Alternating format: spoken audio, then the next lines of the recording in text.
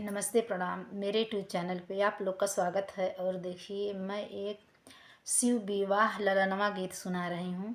बहुत दर्द गाना में है। देखिए, पार्वती जी आके कैसे मतलब सबको छोड़ के, कोई भी बेटी मायके से आती है अपने माँ बाप भाई बहन को छोड़ के तो बहुत कष्ट होता है। तो आके अब कैसे मतलब यहाँ परेशान है, रो रही हैं ससुराल में आके। आप लोग सुनिएगा गाना के माध्यम से। सुन के कमेंट ज़रूर करिएगा। अगर गाना अच्छा लगेगा तो लाइक सब्सक्राइब कमेंट ज़रूर करिएगा आप लोग।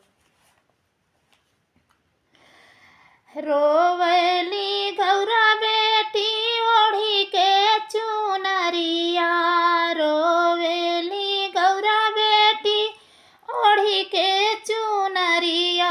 अरे नैना ललिता होई जाई रे लालनवा, अरे नैना ललिता होई जाई रे लालनवा।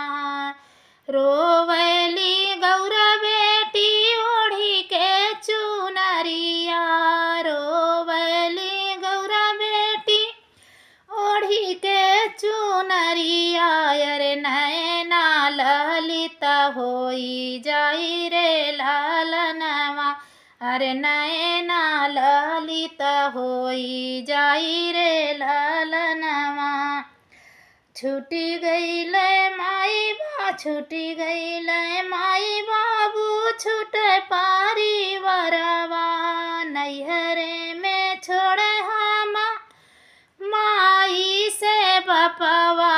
अरे छूटी गईले सखिया सहेली रे लालनवा, अरे छूटी गईली सखिया सहेली रे लालनवा। रोवेली गौरा बेटी ओढ़ी के चुनरिया, रोवेली गौरा बेटी ओढ़ी के चुनरिया। अरे नैना ललिता होई जाई रे लालनवा, अरे नैना ललिता होई जाई रे लालनवा। गौरा के रोवाई जावा देखल महादेव, गौरा के रोवाई जावा देखल महादेव। रे सुना गौरा रजा हमार रे लालनवा, अरे माना गौरा बचन हमार रे लालनवा। अरे किया मोरी गौरा तोहरे नैहर सुधी आइल, किया मोरी गौरा तोहरे नैहर सुधी आइल। अरे किया छोटे सखिया सहेली रे लालनवा, अरे किया छोटे सखिया सहेली रे लालनवा। एतनी बचन गौरा सुनबो जा कैली, एतनी बचन गौरा सुनबो जा कैली। अरे सुना स्वामी अरजा हमार रे लालनवा, अरे सुना स्वामी अरजा हमार रे लालनवा। अरे नैहरे में खाए शिवजी पुड़िया मिठैया, नैहरे में खाए शिवजी पुड़िया मिठैया।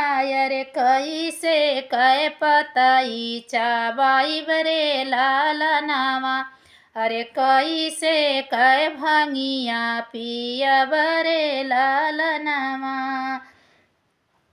रेतनी बचन जब सुनल महादेव, एतनी बचन जब सुनल महादेव। हंसतई महालिया में आवै रे लालनवा, अरे हंसतई महालिया में आवै रे लालनवा।